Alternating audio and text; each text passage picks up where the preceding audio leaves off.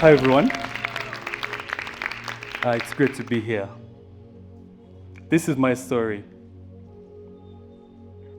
I trained for years to fight hunger, only to realize that the true famine wasn't on the plate, but in your pockets. A hunger so devastating, invisible, and relentless. If you think the vicious cycle of poverty is just a phrase, then let me tell you a story. Picture this. A father bent down on a bicycle, fixing punctured tires under the scorching sun. A mother gardening on a patch of land the size of your ordinary king-size bed, with 6 children waiting to feed off whatever the day brought. That was my childhood friend, Sam, a part of those 6. I remember very vividly when we were younger,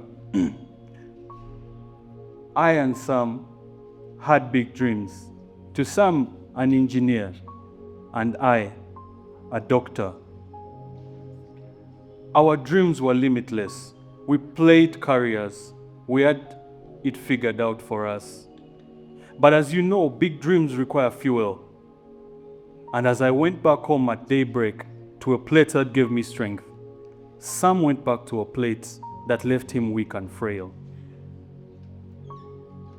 Malnutrition got the best of Sam at a very tender age, and he started slacking in school. His parents, of course, made what they thought was the most rational decision to save costs by pulling him out of school, to give the other 5 a fighting chance so that they could get at least as far as primary 7. That was the end of Sam's dreams. Today, Sam is a 30-year-old ordered rider with 8 children, and unless something changes about it, these children still face the same fate as their father. But in the communities we come from, that is not failure. That is survival. But that same survival across generations is the true face of poverty. The poverty that begets poverty. And it was that very same realization that shaped my initial calling. Fast forward, as a food science student, this is how we had it envisioned. This is how we had it taught to us. Poverty was as a result of famine, and the cycle continued. As you can see there, somewhere around here, the cycle starts, or wherever you would want it to start from, the cycle starts from a lack of food. And this was very clear to us. We had to fight poverty by fighting hunger.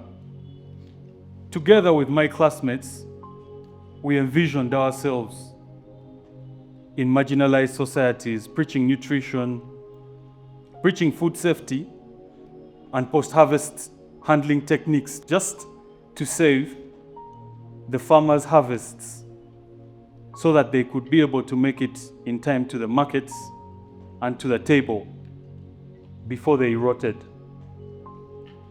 And to us, this was ideal. We were scientists in lab coats, and lab coats always made us feel smarter. We designed and curated very moderated experiments under very carefully constructed conditions. And as we peeped out the window, we realized that the real world was far from perfect. And it then dawned on me that Uganda is a very endowed country. And to really have a nutrient-rich food, you don't really have to spend that much. And this is when the realization came that financial capital, or the lack of it, was actually at the apex of this graph. What did this mean for me? It meant that I had to understand financial capital, how to attract it, preserve it, and deploy it efficiently. It was at that very moment that I had to drop the infamous white lab coat and pick up the calculator. My journey began again at a Big Four firm with very strict audit deadlines, high pressure, but I had to build the discipline, the resilience, the rigor, and the capacity to ask those uncomfortable questions. As I got my head around this new field, the numbers still felt abstract to me. In as much as they told the story of a company, its health, its risks, its survival, and its story, I really didn't feel the human connection as an auditor yet. So with this very same inquisition, I needed to feel a sense of belonging and make sense of these numbers. I pursued the ACCA charter. And beneath those endless nights of mastering standards, the lonely nights, the late nights, and the hard times, I was named the best affiliate in ACCA as I completed.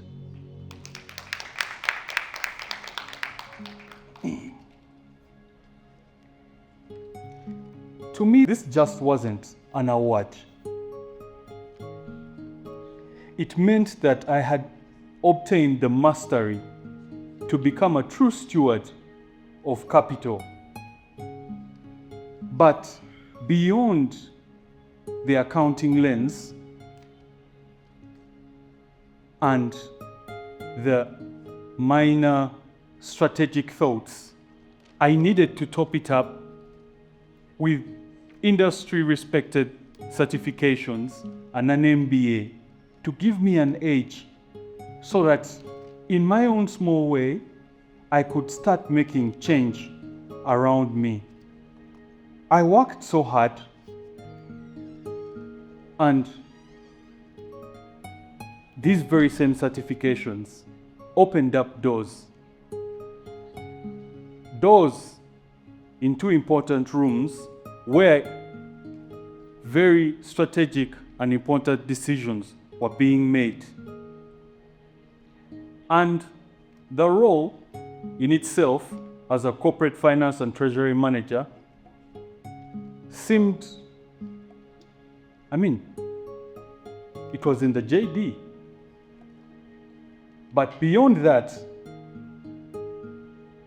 I slowly started realizing that this role wasn't just about crunching numbers into neat reports and aiding executive committees make important financially sound decisions.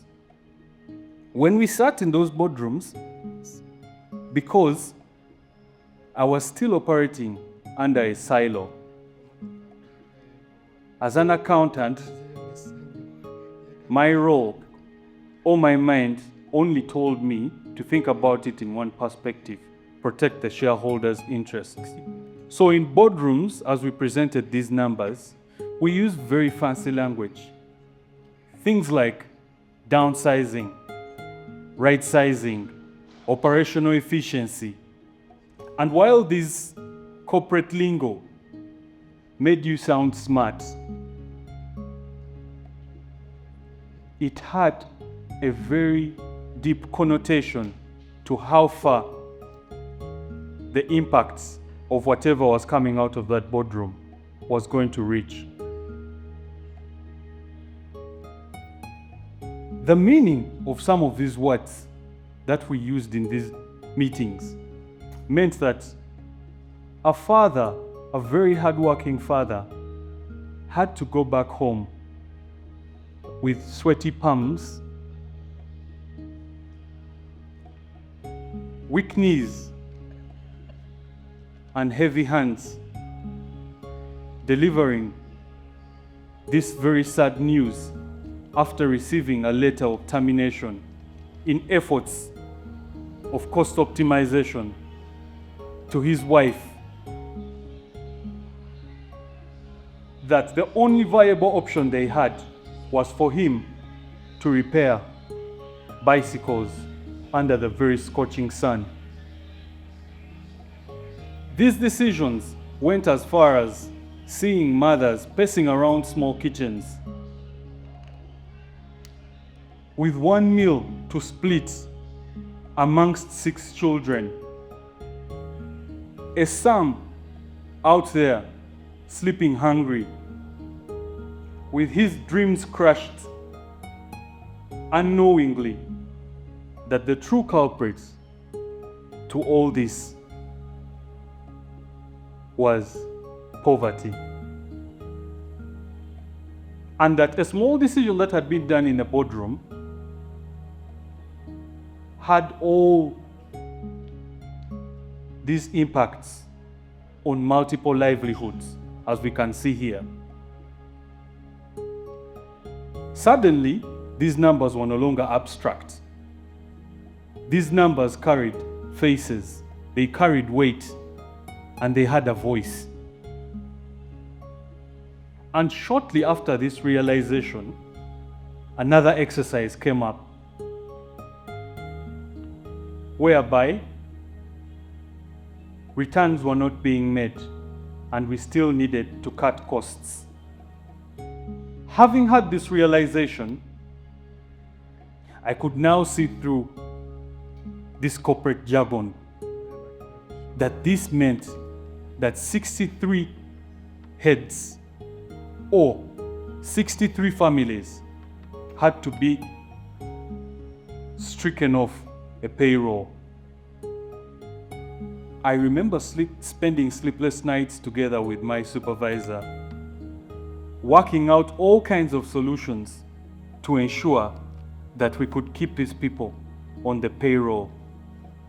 We had to restructure our debts in the efforts of finding some breathing room for the company. And in so doing, that meant that children could still be able to have their full ration of meals, in my view. So for me, it was no longer about closing the books. It was about saving businesses while saving livelihoods. And in my own small ways, this was my contribution to breaking the vicious cycle of poverty. Today, I work at a bank under corporate and investment banking. I help Pan-African companies and global corporates to tap into the untapped markets of Africa with the capital they need to make their investments. And as a non-executive director at Zacom Tech, I help flourish small ideas into enterprises. But my story is not yet complete. For I believe if we also train the youth to learn how to preserve capital by training them about financial literacy, it would go a long way in breaking this cycle that so many families have been enslaved for decades. What you know as generational poverty is the same thing as this vicious cycle of poverty. I foresee a community where financial growth and social and economic impact can coexist. where businesses thrive without crushing livelihoods, and where investment creates opportunity, not desperation. This is why I cherish what I do every day, because at the end of the day, I no longer just see abstract numbers or balance sheets. I can see the human story in those numbers. I think about Sam, and I think about his children, who, if we got this right, will get to keep their hope alive. And in every decision, every deal, and every investment I structure, I carry with me that human story. One day, I want to stand on a podium with my team and say, we capitalized our home, we preserved the capital, and we transformed livelihoods, one person, one family, and one community at a time. A luta continua.